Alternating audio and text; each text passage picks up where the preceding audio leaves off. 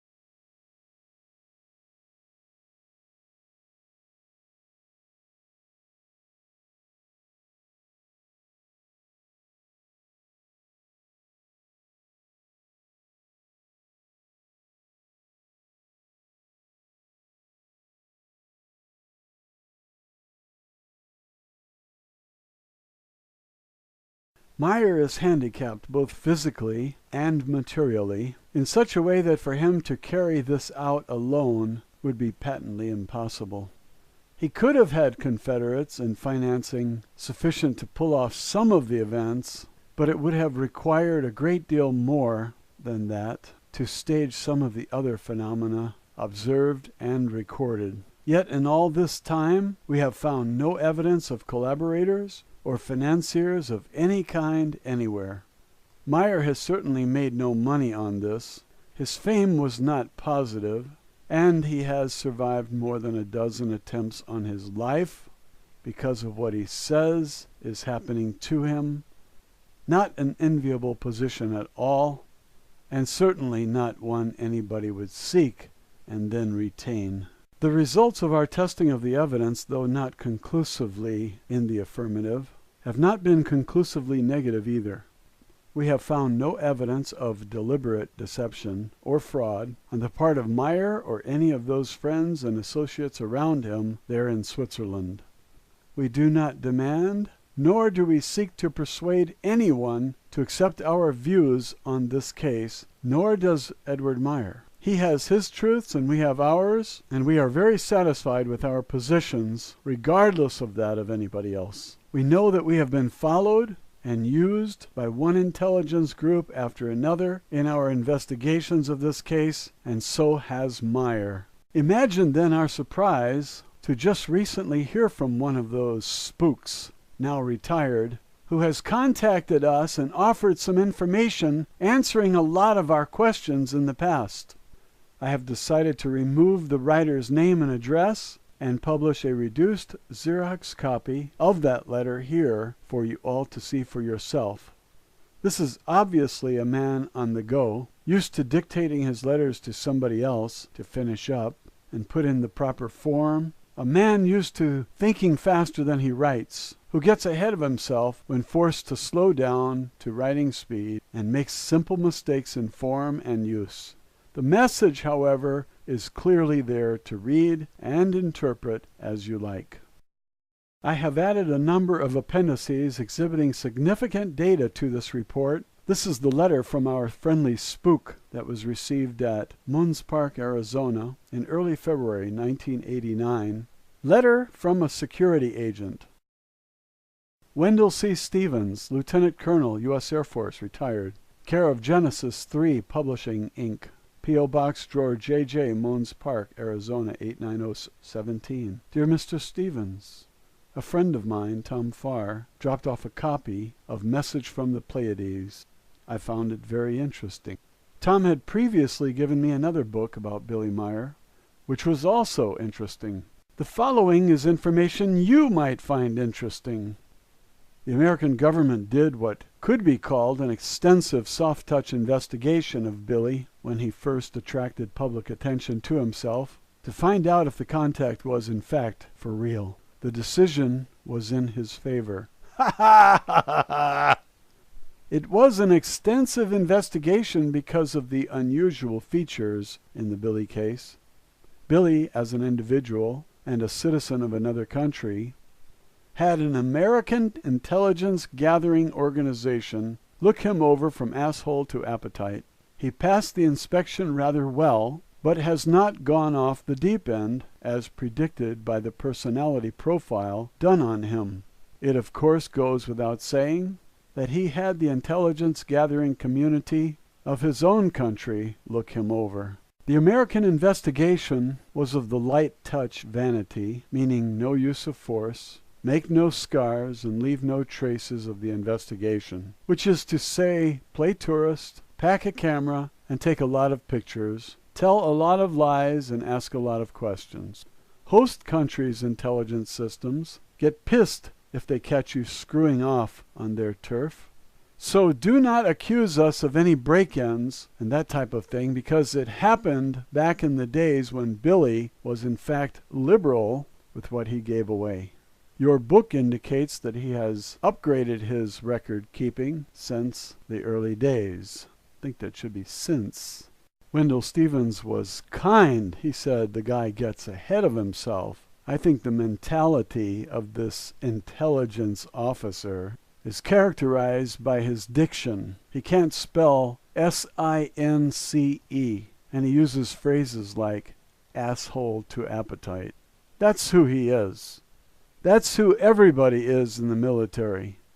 They select them because they're that way. They want them to follow orders and don't ask questions, so they don't want anybody who's too smart. Let's go to the next card.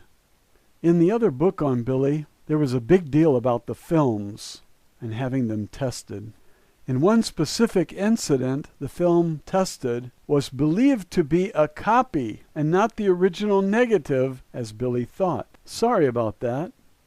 The way we got copies of Billy's pictures was by paying off the man who handled the film processing for Billy.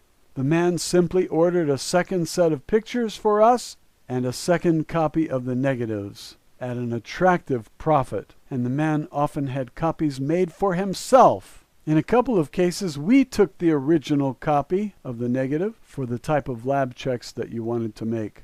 We also sent some garbage film through the same processing company by the same store under Billy's name to keep the boys doing the film processing honest. We did establish that there was a little hanky-panky going on at the processing plant and or in the mail someplace. Someone else was getting off with the first copy of the negatives most of the time. Several times, according to the experts, our copy of the negative would be about the fifth one. All intelligence communities are well aware that vast volumes of bullshit comes and goes in the UFO contactee game as part of the turf. But pictures make strong evidence, which is almost impossible to fake. Because pictures are the quickest way to find who is in fact telling the truth, they often get stolen. Or why screw around with the bullshit when the proof is in the film? The intelligence gathering people are also aware of how to intercept mail and bribe store owners. When the bribe was set up, we did not know how agreeable Billy was going to be about passing out samples. In the book, you touched on one of the most important of all things about UFOs, and may not have realized the true importance to the history of UFOs in what you said. Page 219, Quote, "The visitor anticipated and then immediately associated them with the Antichrist of Christian literature and wanted nothing more to do with the situation." Unquote. The problem that Billy had with Karl Veit of Wiesbaden is the key to understanding most of the American government and Western Europe government's approach to UFOs. In 1945, when it was first proven that UFOs were real from space, operated by intelligent beings, most of whom were human in form, the American government did a soft-touch check to see what the great unwashed public would say and how the public would respond to UFOs and space people if the president informed the public over national radio. This guy is really sick. He needs to take a vocabulary class. The results of the investigation would truly frost a thinking man's balls. Nice. What a creep. The public's response was all bad. 97% of the public took one of two approaches: shoot first and ask questions later, or call the UFOs agents of the devil, the prince of the power of the air, the Antichrist, and set up an even worse situation where UFOs would become a real negative religious issue. What was surprising was the response of the religious leaders, which was by far worse than the general public's response. It could only be called grim news. The science community showed no leadership at all, just a super case of stupidity and prejudice. Well, the religious world has an excuse. Their whole approach is based on faith. Belief in something without any proof. And nobody really knows anything unless they receive it through their senses, especially hearing and seeing. And in religion, you have to accept everything just purely on faith. So religion is flawed right from the beginning, as any scientific approach. But he says the science community was just a case of stupidity and prejudice, only because those people in science are religious by nature. And they think that the Bible is the truth. The truth is the Bible was written over a period of 200 or 300 years. And what you read today is not the Bible. It's the translation of the Bible. And those who translated the Bible added whatever they wanted, including tithes and other things. There was also the failure to understand what was originally written. The Pleiadians told us, in the beginning there was thought, not light, thought. You guys screwed that up. Well, I wasn't around, so I didn't screw up anything. And when I read the Bible, I thought it was a piece of garbage. It was too hard to understand. All this foreign language, practically. Outdated language. I didn't understand it. Then they have these little Bibles that are translated into modern language. The problem with that is you've got the bias of the one who does the translation. And the Bible itself is a translation of the original Aramaic. So I just decided that the whole thing was garbage. The whole system of believing on faith is garbage. And I want to believe by seeing, touching, feeling, smelling, tasting, and hearing. Those are my five senses. And I interpret the whole reality by those five senses, and I already know that it's false. That all of our realities are false. And I can prove it.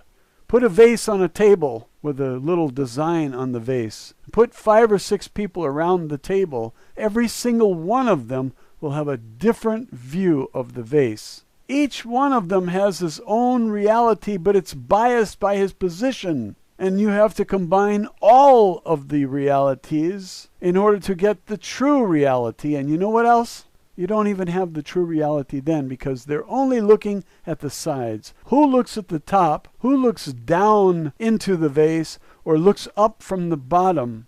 The bottom is hidden by the table. So even if you combine all of the perspectives and get the true reality, it's still not complete. Let's go to the next card. As you might guess, the original investigations were by military men under orders from General Marshall, under the direction of the president. Well, in 1945, that would have been Roosevelt. But he died, I believe, in 1945, And so the failed haberdasher took over, Harry Truman, who should never have been the president. Never! And the writer continues by saying, and if you know your military men, finding one who wants to get into a fight with the preachers over what is or is not the Antichrist, then neither the military man nor the preacher know a hell of a lot of factual information about either the Antichrist or the UFOs, and it would be a lot like sending a blind person out to spot UFOs. Just as soon as the blind man spots the first UFO, the military would get into the fight with the preachers over the Antichrist. This writer is saying that the church is a problem, and the whole religious sector of the society is a pain in the ass. And you can't win a reasonable argument with them because they don't reason well. They reason based on faith instead of fact. And every time you ask them, where's the proof, they want to quote you scripture as if the Bible is absolute truth. The Bible is not absolute truth. There are many contradictions, and you're not allowed to say it, because your pastor or your priest will frown on such activity. You're not supposed to challenge the church, just accept what they say. And that's why they're reading scripture to you. Next paragraph. To say that the military seriously avoided the potential conflict with the religious community would be an understatement. To say that the military community successfully avoided a fight with the religious community over UFOs would be an accurate observation. To say that the military was real damn sneaky about how they informed the public about UFOs would also be an accurate observation. The military mind will draw conclusions that the religious mind will not. What's he saying? That the military mind is the model? Where is the scientific mind in this whole thing? We've got military mind versus religious mind. It sounds like the morons are boxing the imbeciles. The military mind quickly figured out that if the UFOs wanted to take over the world, they had the speed, science, and firepower to do so. Hence, the military concluded UFOs were working by other rules. Not all of them. Not all of them. The deals these guys made with the reptiles was clearly a big mistake. And the only thing that kept those reptiles in check were the good aliens. So this so-called intelligence officer here forgot to tell you that not all aliens are exactly the same. There are many different kinds, and they're here for many different purposes, and there are some that are watching over us, true, but there are others who are sneaking in and doing things that are really frowned upon. But we are not protected by the galactic community.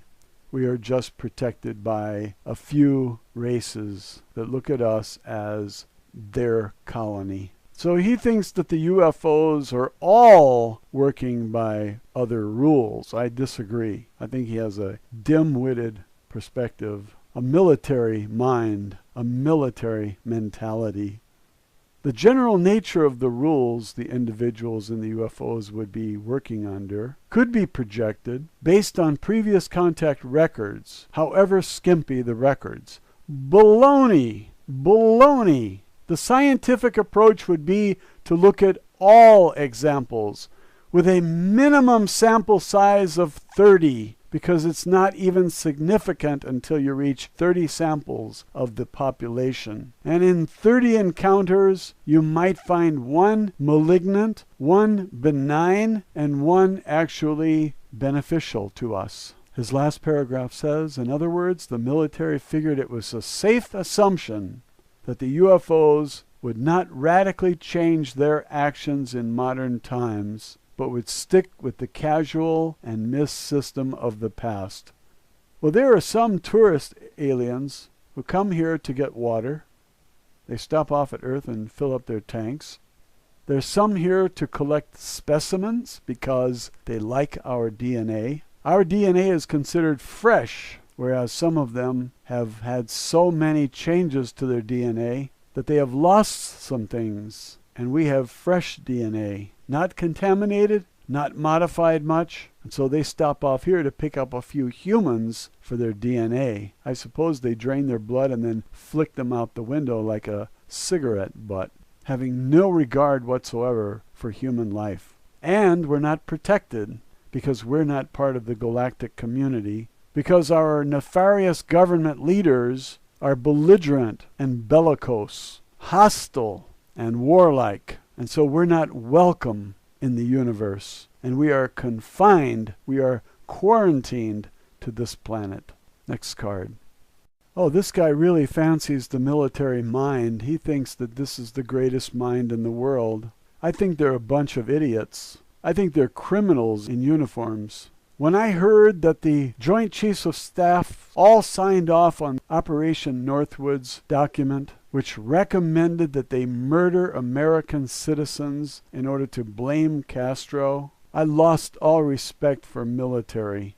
These are the Joint Chiefs of Staff, the heads of all the branches of the military, who signed off on turning military guns on Americans and murdering innocent people. And of course, John F. Kennedy responded by firing the chief. He wouldn't renew his appointment. Of course, that turned the military against the president and made them favor a bullet to the head, which he got. Front right temple blew out the back of his brain. The piece of skull the size of your palm went flying out the back of the limousine, which means he was shot from the front. Do you get it? And then they doctored up the body. They took the body from the Dallas coroner when there was an autopsy required. They took the body at gunpoint, flew it back to Bethesda, where they had full control of it.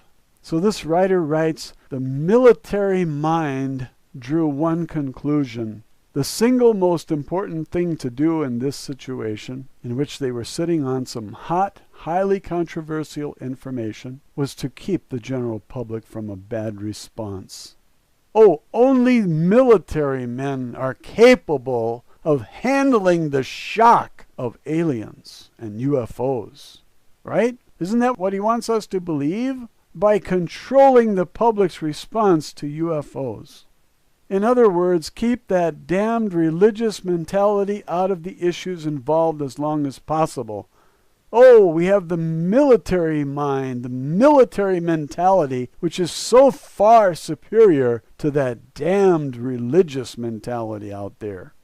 So they lied to us because we're religious. Non-military people are too religious, is what he's saying. And so they cannot tell us the truth, because we'll think that aliens are the Antichrist. Well, if they had revealed all of the truth, maybe we could have decided.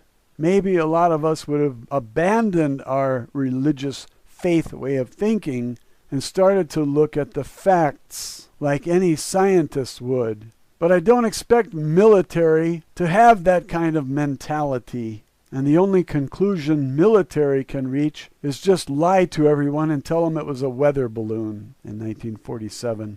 Next paragraph. But do not ever say that the military never did anything about informing the public about the existence of UFOs. That will mean you have not figured out the methods used by the government to spread the word about UFOs. You may say that the military took the Bible's advice about not to let the left hand know what the right hand is doing. Well, this is pretty lame and pretty ignorant. The truth is that the leaders in government had made a deal with the reptilians, and the reptilians made it a part of the deal not to reveal their presence because they work much better in taking over a planet if they work in stealth. And they want all the blame to go to the human leaders because they want to stay behind the scenes, call all the shots, and take none of the blame. If there's an assassination, it's our leaders that get assassinated. And nobody ever turns their guns on the real culprits operating behind the scenes in stealth. Now, this military man, even though he was in intelligence, he really didn't have a clue what's really going on.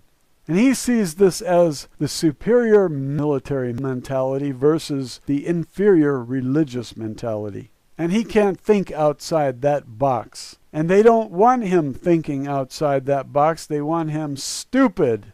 ignorant, uninformed, and on a need-to-know basis. They only told him what he needed to know, and he didn't need to know much, and so he didn't. The military also found a problem as bad or worse than the religious mind. Oh, he hates the scientific community also. Have you ever noticed scientists are about as bad as the preachers when it comes to UFOs? Especially in the old days. What you missed is the little detail that scientists of the old pre-UFO school got their basic concept of the universe from an insane preacher, a Catholic pope. That basic concept is the idea that man is alone in the universe and the only intelligent life in the universe. Well, I agree with that a lot of scientists get their fundamental training from brainwashing by a preacher or a priest who gets it from the Pope. Going into the Dark Ages, all societies leaving records in any amount left some kind of UFO record. Oh, now the military man is a scientist who studied all of the ancient civilizations. I see. That's ignorance. I bet he couldn't name 5 ancient civilizations. Going into the Dark Ages, that tells you right there that he hasn't studied anything. As if the Dark Ages is where all the ancient civilizations did their writing. I don't think so. Those that left verbal histories left verbal records of UFOs. Verbal records. Verbal records. What did they do? Record them on a cassette recorder? In the Dark Ages? This guy is so full of shit, I can't even believe it. Those who left verbal histories, left verbal records of UFOs. Verbal histories. How did they store verbal histories? In effect, it was known prior to the Dark Ages. Well, enlightenment finally. That man was not alone in the universe, that other intelligent beings were out there screwing around. Even the damned cave and rock drawings show UFO activity. Okay, so we've had aliens around for a long time, and they've been interacting with us ever since the Dark Ages and even before. The truth is, they've been around millions of years. Before we were even transplanted here, they were setting up this planet as a place. Ask Dolores Cannon about this. This planet was set up as a place where we were going to be. All these people that had previous lives and could remember them with the help of Dolores Cannon tell us these things. Dolores Cannon is worth studying to know what's going on in the world. And John Mack is another one who did a lot of work to uncover the truth. He discovered too much and they killed him. That's my opinion. They killed him. Don't argue with me about my opinion because it's my opinion. I'm entitled to an opinion, and I think they killed him with a drunk driver because they know how to control the minds. Perhaps they really know how to control the mind of a drunk. The Greeks and the Romans also knew that the world was round. He means spherical. Round? A circle is round. A hula hoop is round. But the earth is spherical, Mr. Military Man. The Greeks had even tried to measure the size of the earth using wells and sunlight. He calls the Catholic Pope insane. I don't think that he's insane. I think he might be drunk on power. Religious leaders have always been drunk on power. They wanted to keep it that way. Every time you have too much power in the hands of too few people, they get drunk on power. And you wind up seeing the CIA in the drug business and trafficking in children who are used as assassins and sex slaves for the highest paying customers. No, it's concentration of power into the hands of few, not insanity, that really corrupts the Catholic Pope. The insane Catholic Pope decided that he was the most important thing in the universe and that the universe revolved around him. And today we have Nazis who think that the universe revolves around the Nazis. The basic idea that the world was flat was imposed upon the world by an insane pope. Well, I'm sorry to argue with this, but that is not true. I'll tell you why in a minute. Which in effect made the earth the center of the universe. That pope also expanded on the powers of the pope powers of the Pope. You hear him recognizing that it's about power. Too much power in the hands of one asshole who wears a robe and thinks he's connected directly with God. And the truth is he's connected to the chair of Rome, which is a mafia, and they control who gets to be Pope.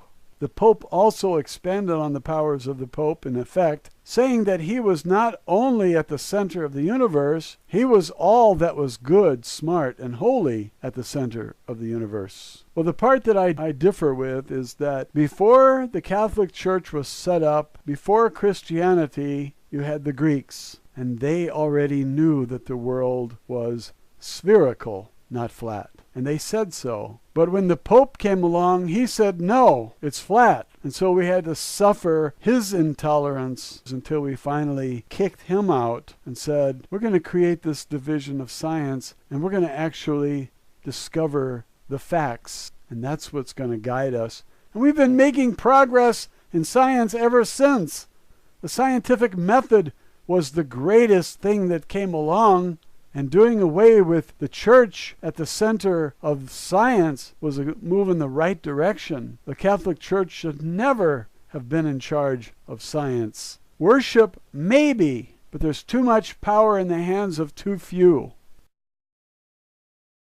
The Pope also pitched the idea that man was alone in the universe. That, of course, left the Pope the smartest man in the universe. When the science-religion fight of the early science days started, this is such crap. Science came along long after religion had a 2,000-year reign almost. When the science-religion fight of the early science days started, science in general won out. The one idea that the scientists took from an insane pope, which they loved as an idea and used as their very own idea, that sentence doesn't make any sense, was the idea that man is alone in the universe. The idea that man is alone in the universe, if valid, would make scientists the smartest and best educated beings in the universe. The science community's response to the coming of UFOs and the possible drop in status from the smartest thing in the universe was somewhat worse than the religious community's response to UFOs. UFOs rather obviously put the modern scientist in the position of being a backward person in knowledge on a backward world, and further insulted the scientists by not bothering to make any contact with him. Few, if any, of the scientists involved gave up their status as the smartest and best educated beings in the universe willingly. Most of the older ones died with the idea in their head, the idea that man was the only intelligent life in the universe. We have this military man's perspective of the world, and it is pure, unadulterated military mentality, which isn't really very smart. It's like a guy with an IQ of 100 trying to figure out the world. The existence of UFOs truly lowers the status of religious and scientific leaders of the world. I don't think that's why they opposed them. All new ideas are rejected at first. They don't fit into the world that one has become comfortable with. That's the real reason they reject UFOs. Because in science you find this all the time with new discoveries. Man comes along with a great idea, let's call it alternating current. And alternating current is going to change everything. And the world rejected it at first, thanks to Thomas Edison, who had a big reputation, and he used it to block Tesla. Now that's exactly what the Catholic Church did to Galileo. Somebody invented binoculars, lenses. They could see far things now. Galileo came along and found them, tried them, and made some amazing discoveries. And he tried to change the world, and the world rejected his ideas. So the problem is in human nature. We reject new ideas automatically because they don't fit in. There's no place to put them. Pons and Fleischmann can tell you how the world thinks. They came along with cold fusion, cheap energy, and the world rejected it. They came up with that in 1989, June or July of 1989, and we still don't have it running our power plants, replacing our power plants. So this idea that the existence of UFOs truly lowers the status of religious and scientific leaders of the world, that's military mentality. Status to him is rank, and his world is all about rank. You want to try to get the highest rank as possible because those are the people who are respected in the military. High rank. Military men will do anything to climb that ladder. This is not about climbing ladders. This is about rejecting a good idea. Why do they reject scientists who come up with a new invention? Or even outside the world of science, when Federal Express and UPS were laid out as a theory, they were rejected. And even Bill Gates rejected the internet. He was into operating systems. He missed the boat on the internet. He rejected search engines, and he missed the boat there too. And he had to play catch up. And he's still trying to catch up. He has Bing and nobody wants it. He's forcing it on people and they still don't want it. I was given the choice and I rejected Bing. I rejected Bing because I don't like Bill Gates. I don't like his totalitarian way of doing things. And I saw what he did to people in the computer business. He ruined them, and I'll never forgive him or forget it. And when I see him get a pie in the face, I'm happy. But he rejected new ideas. It's human nature. So this military man thinks only in terms of rank, and he says that scientists and religious leaders rejected or resisted such a lowering of their rank from corporal to sergeant, from sergeant to private first class. Particularly the scientists. So he has a particular scorn for those who are more intelligent than him, the scientists. He feels he can bully the religious leaders because he's smarter than them? I don't think so. But it's clear from his writing that he thinks so. He says, and here I should clear up something. Mention the word intelligence gathering community, spies, ruthless, child pimping, drug dealing, intelligence gathering community, and most people go into some kind of potty training shock. Damned right. It's because of the things you guys do that make us shit our pants. Doing what is called spying on people is an expensive and time-consuming operation. Thank God! Otherwise they'd be watching us take a dump. Don't worry, you guys have drones now. You can fly them around at taxpayer expense. Spying on people is expensive and time-consuming and generally involving a lot of people. And if it wasn't for that, the Soviet Union would still be up. They went broke because they had everyone spying on everyone else, and they went broke doing it. And that's what this country is doing. Same thing.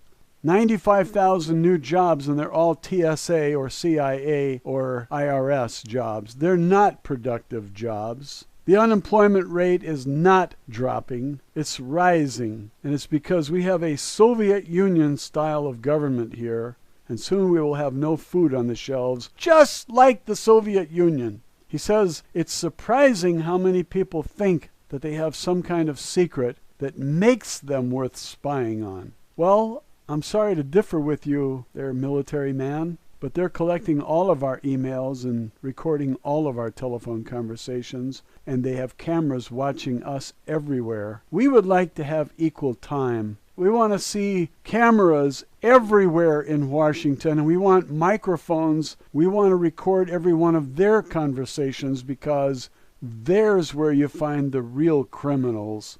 That's where you find all the terrorists. Then he says casual surveillance or simple information gathering can be done much cheaper. The total amount of information needed to make a high degree of accuracy decision about someone like Billy is in fact not as much as a person would imagine.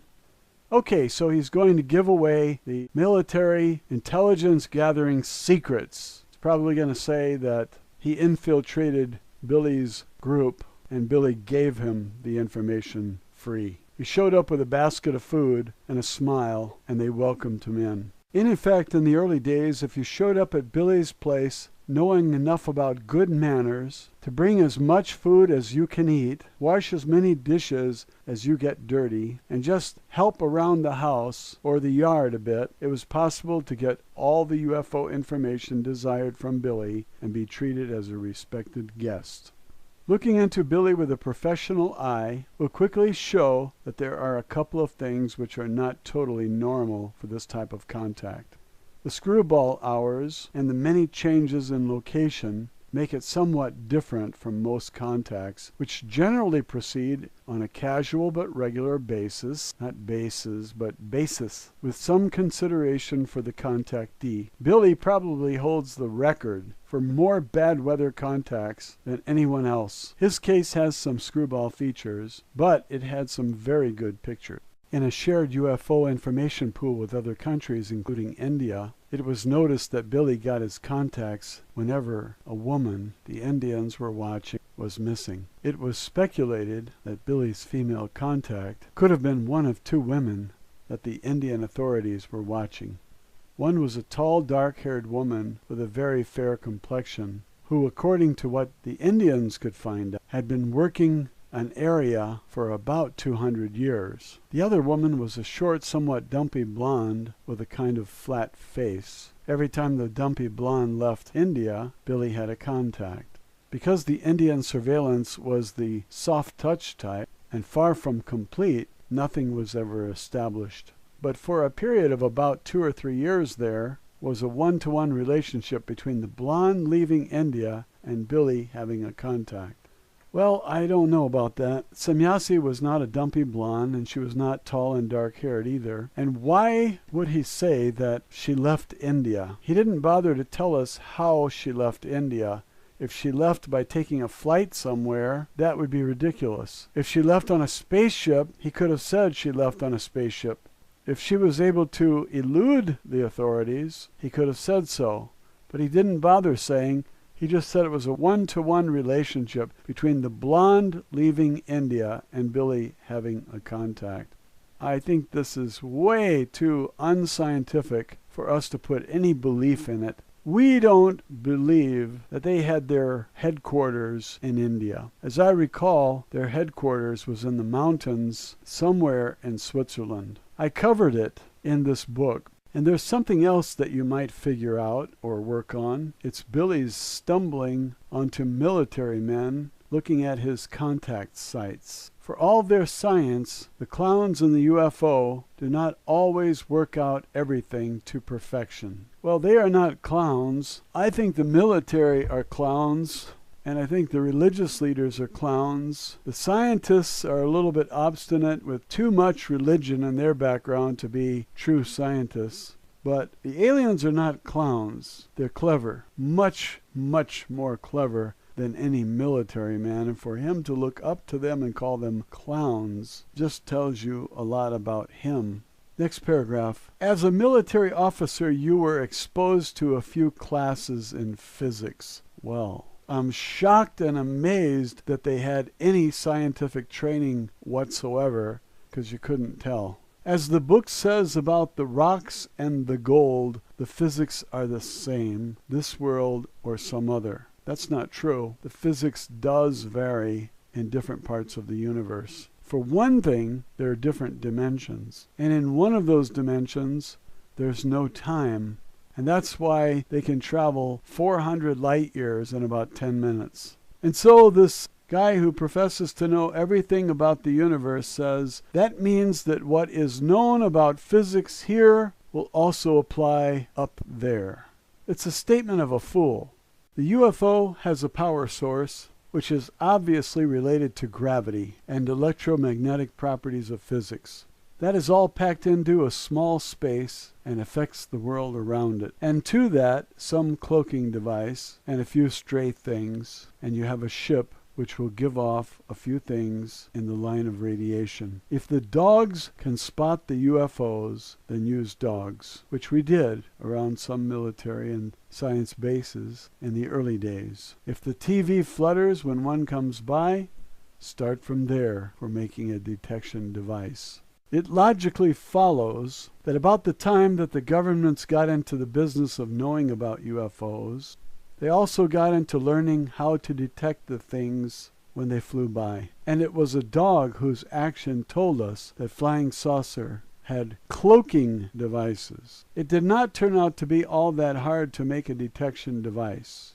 The Swiss government has such devices and obviously uses them. Well, this military man is telling us that Billy Meier is for real, the UFOs are for real, and that the Swiss government also knows that they're for real. You don't build a detection device if it's not there. So we have evidence here corroborating that Billy Meier's story is true, that he had contact with UFOs and Pleiadians. But I never doubted it. The story rang true from me from day one. But the garbage put out by whoever wrote Serpo, whoever wrote that piece of garbage, needs some lessons in science fiction writing, because it wasn't ever believable. The idea that they traveled 2 years on a space flight, burning rocket fuel, this is ridiculous. They have portals where they can go from here to there in no time. 400 light years in no time. Now that's cool, but it was too cool for the writer of Serpo. He sends 12 people, some men, some women, off on a 10-year voyage, and nobody falls in love? I think there were 4 women and 8 men. You think those 8 horny guys would be able to leave those 4 women alone? There would be certainly some children from that, and there were none. None! But Billy Meier's story rang true for me. Next card. The last time I had anything to do with such devices, which was a long time ago, and the devices were physically very large because their radios had vacuum tubes. They could be rigged to do several different things, and the American government was screwing with a model that would give the general direction that the UFO was traveling.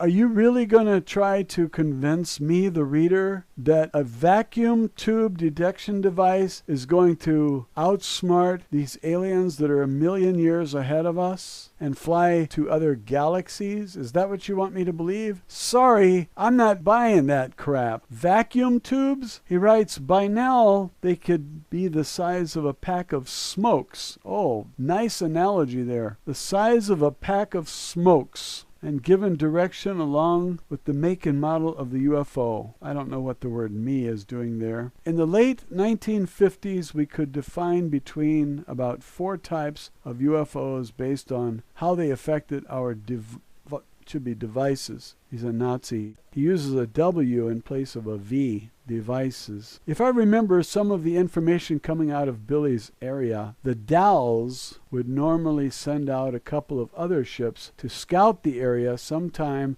several days in advance before the contact ships showed up. Yes, I've heard that. I've read that. That's because Ascot is very smart. At that time, the devices the Swiss had could tell the differences between the 2 types of ships normally used. It could also tell the difference between several of the small, ball-shaped probes that might be sent out. Are you telling me that the vacuum tube team outsmarted the galaxy-hopping side? And they did so without Ascot or Semyasi or Ptah or Quetzal finding out about it? I think we saw demonstrations of how advanced their technology is. And if they had any kind of device, I'd expect Ascot and Semyasi and Ptah and Quetzal to know about it. It would really surprise me if they didn't. Next card. I know it to be a fact that the Swiss government has contact with space people, but like all such contacts, the restriction on who knows about it comes from space. The Swiss, in fact, probably have the best contact of any country in the world, but that is speculation on my part. Well, let's look at the reasons why that might be true, because I happen to agree with him on this. Those who own the United States corporation and send us off to die in wars and pay for the wars live in Europe. They're Europeans. So America gets the bad reputation, America gets the bill, and the Queen of England gets the oil. Now how's that for a nice deal? So we are nothing but pawns for the Queen.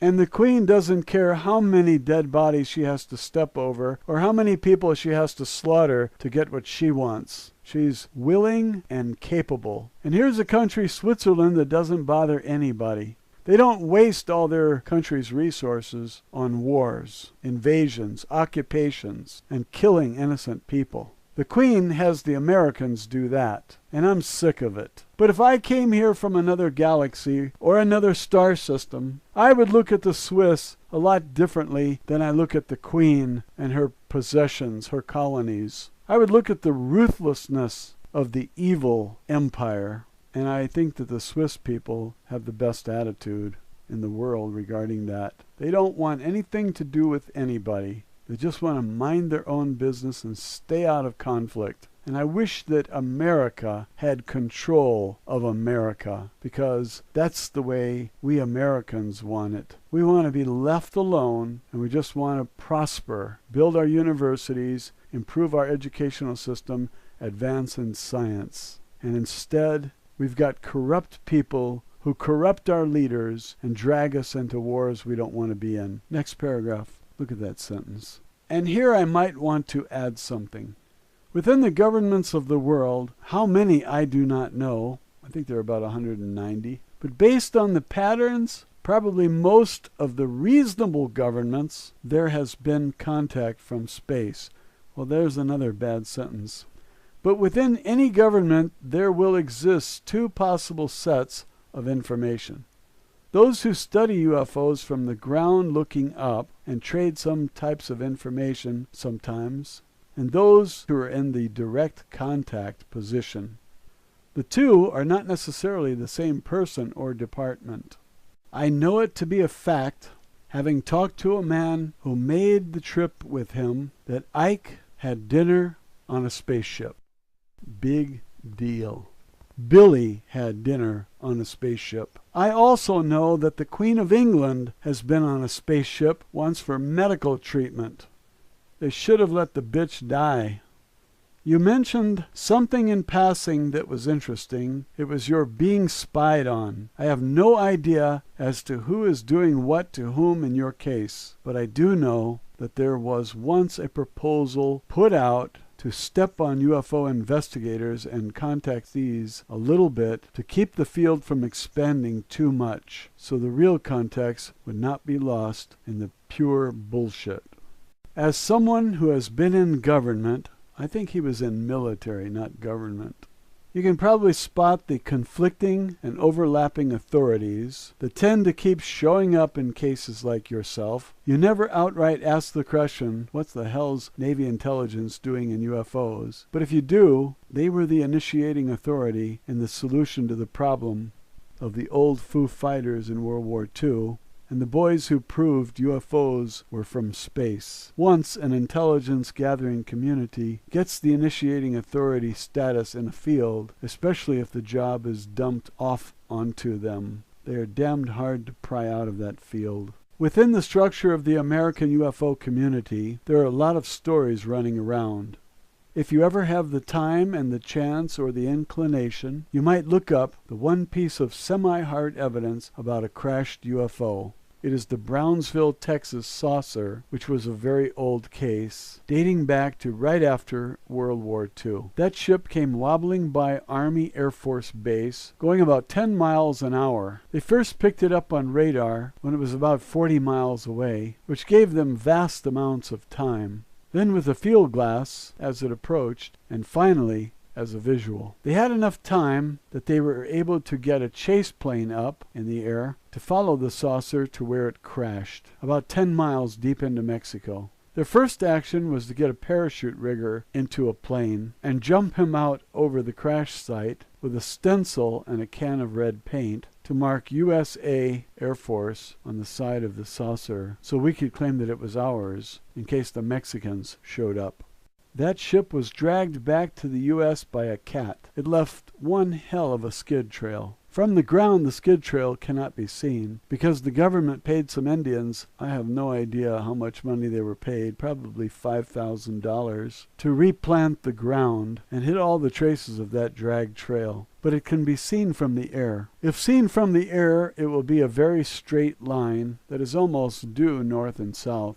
At the south end of the skid trail, there is an east-west gully, and just south of the gully is a small ridge, or a very little hill. The small hill had a north-south ridge on it. The saucer came to rest on the east side of that ridge, up against the slope of the hill, or at the base of that very little hill. This is the second to the last card. Because the drag trail could be seen from the air, the Indians were hired to make other trails on the ground as a confusion factor. The true drag trail is the only straight one in the group. This letter is long enough. Lots of luck with what you're doing. Respectfully, Military Man.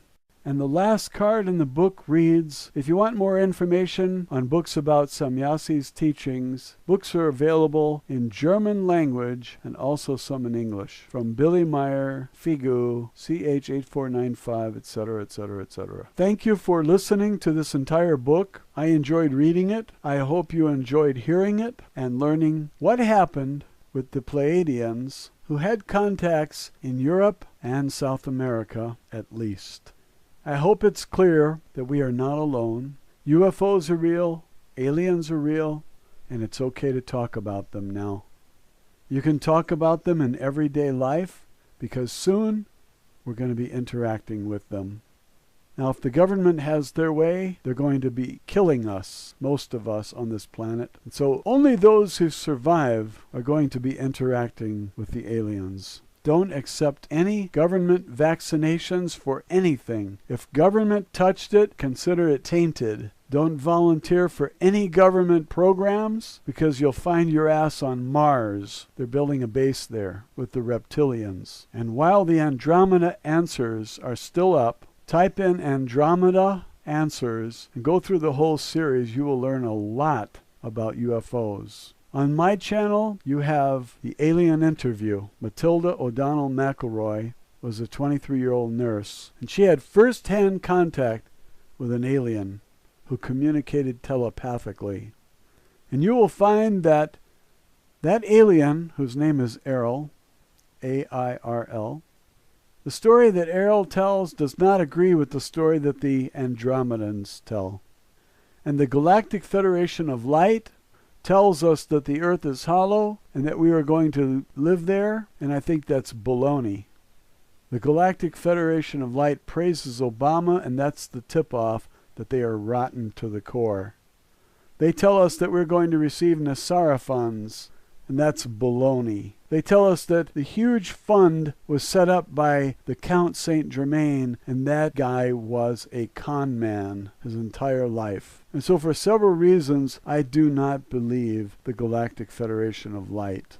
I think it's a government-sponsored disinformation routine, and they want us to get on their ships, and they will be flying us to Mars. Now, Andrew Basiago says he's been on Mars, and that 97,000 people were transferred to Mars. You know how many survived? 7,000. 90,000 of them perished. That's more than 90%. So don't volunteer for any government programs. Have as little to do with government as you possibly can, because government is rotten to the core, making deals with the reptilians. And the reptilians want to exterminate us like cockroaches because they want this planet as their own. They want a colony here. And they made a deal with humans to eliminate 90% of our people. And I don't know what kind of a swap they made, probably technology, in exchange for 6.3 billion human lives. And that is a deal that we cannot accept. And the best thing you can do is not pick up a gun and kill somebody in government. The best thing you can do is spread the truth. Make sure everybody knows these stories. Let them each decide for themselves which ones they are going to find true, because most people cannot reason very well, and they don't know what is real from what isn't. But a lot of people will read these stories just because they're interesting, and they give us a way to peek into this other world, the world out there, and see how the other people live. You find that they live pretty much like we do. You know why?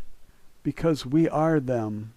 We are transplants on this planet, and we have a common ancestor with the Pleiadians. That's why one of them could walk among us and not be noticed. And they tell us that we have a common ancestor. They're the same height we are, I think they might be much more intelligent than us because they've had more time to improve their ability to think. But they're not flawless. I have lots of problems with the way that they think. How can they blame us, the victims, when they should be blaming our leaders, the culprits? We are not guilty because we are victims, but we are also not innocent unless we're doing something actively for our species. And I want everybody to get involved because I think the only way we're ever going to save our 6.3 billion dead men is if we get involved now. Spread the truth now. If each of us tells 10 and each of them tell 10, we can reach 10 billion people in 10 days. 10 to the 10th power is 10 billion. And there aren't 10 billion to tell. There are only 7 billion to tell. So in just 10 days, we could have the truth spread all over the world. There are many people who speak 2 languages, and they are the conduits to carry it across the language barrier into the new language. And I hope that each one of them makes videos and tells their own perspective, as I have done. I read a book, and I also give my analysis. And if someone prefers to have the book without my analysis, they're free to go read the book without me. There's no gun to your head here. Seek your own truth and decide for yourself what is correct.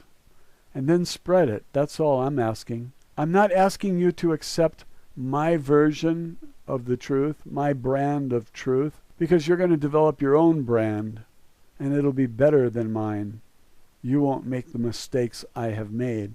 Hear everybody. Retain only those things that you believe to be most true, and reject all the refuse as not true. And don't be religious about it. In other words, don't believe anyone purely on faith. Take your time deciding. If you've been reading about a group for 10 years, and someone asks you, do you believe in them? Just say, I haven't decided yet. I'm still considering the evidence. I'm still considering all the testimonies. I'll let you know when I've decided. Because all beliefs eventually are proved wrong. All of them. It's better not to believe in anything. Just absorb all the information you can and see how much of it is corroborated by other groups. Because I have found among aliens, they're all lying, they're all mistaken, and nobody really knows what's going on. Each one of them has a few contacts, and that's all. Nobody has trillions of contacts, because it's virtually impossible. But that's how many different species there are out there. When you consider all of the galaxies, all of the suns in each galaxy, and all the planets in each solar system. There are literally trillions of chances to meet an alien. Some of them are very advanced and some of them are very primitive. And when you hear the Andromeda series, you get one more perspective, and it's fascinating. Every one of those videos, they have 89 videos, and every one of them is fascinating. I'm not saying I believe it all. I'm just considering it, if you don't mind. Thanks for watching. That's all for today.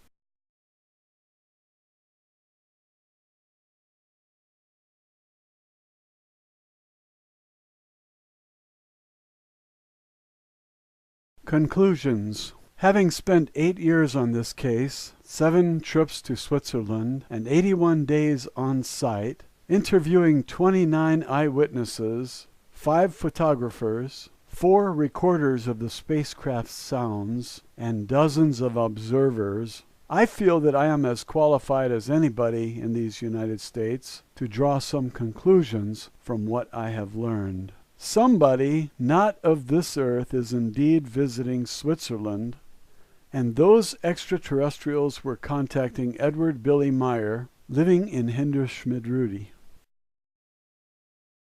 The possibility that Edward Meyer alone, or even with Confederates, could have hoaxed all the phenomena we have seen and faked the hundreds of excellent photos of the spacecraft, UFO photographs of every kind and style we have known, landing tracks of several different kinds, recorded the highly peculiar sounds of the alien ships, and the other evidence from our friendly spook that was received at Munz Park, Arizona in early February 1989. Letter from a security agent. Wendell C. Stevens, Lieutenant Colonel, U.S. Air Force, retired. Care of Genesis 3 Publishing, Inc. P.O. Box Drawer J.J. Munz Park, Arizona 89017. Dear Mr. Stevens, a friend of mine, Tom Farr, dropped off a copy of Message from the Pleiades. I found it very interesting. Tom had previously given me another book about Billy Meier, which was also interesting. The following is information you might find interesting. The American government did what could be called an extensive soft-touch investigation of Billy when he first attracted public attention to himself to find out if the contact was in fact for real. The decision was in his favor. Ha ha ha ha ha! It was an extensive investigation because of the unusual features in the Billy case. Billy, as an individual and a citizen of another country, had an American intelligence gathering organization look him over. We have examined and tested to our satisfaction is as unbelievable as the basic premise of visitation by extraterrestrial human beings itself, perhaps even more so.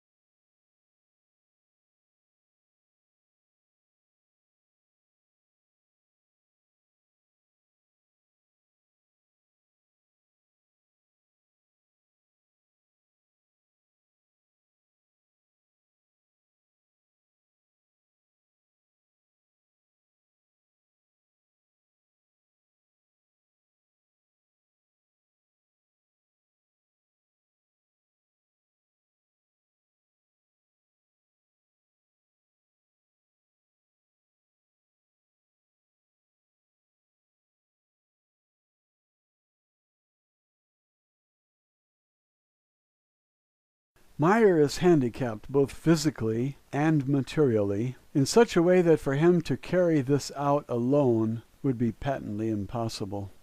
He could have had Confederates and financing sufficient to pull off some of the events, but it would have required a great deal more than that to stage some of the other phenomena observed and recorded. Yet in all this time we have found no evidence of collaborators or financiers of any kind anywhere. Meier has certainly made no money on this. His fame was not positive, and he has survived more than a dozen attempts on his life because of what he says is happening to him. Not an enviable position at all, and certainly not one anybody would seek and then retain. The results of our testing of the evidence, though not conclusively in the affirmative, have not been conclusively negative either. We have found no evidence of deliberate deception or fraud on the part of Meier or any of those friends and associates around him there in Switzerland. We do not demand, nor do we seek to persuade anyone to accept our views on this case, nor does Edward Meier. He has his truths and we have ours, and we are very satisfied with our positions, regardless of that of anybody else. We know that we have been followed and used by one intelligence group after another in our investigations of this case, and so has Meier. Imagine then our surprise to just recently hear from one of those spooks, now retired, who has contacted us and offered some information answering a lot of our questions in the past. I have decided to remove the writer's name and address and publish a reduced Xerox copy of that letter here for you all to see for yourself. This is obviously a man on the go, used to dictating his letters to somebody else to finish up and put in the proper form, a man used to thinking faster than he writes, who gets ahead of himself when forced to slow down to writing speed and makes simple mistakes in form and use. The message, however, is clearly there to read and interpret as you like. I have added a number of appendices exhibiting significant data to this report. This is the letter from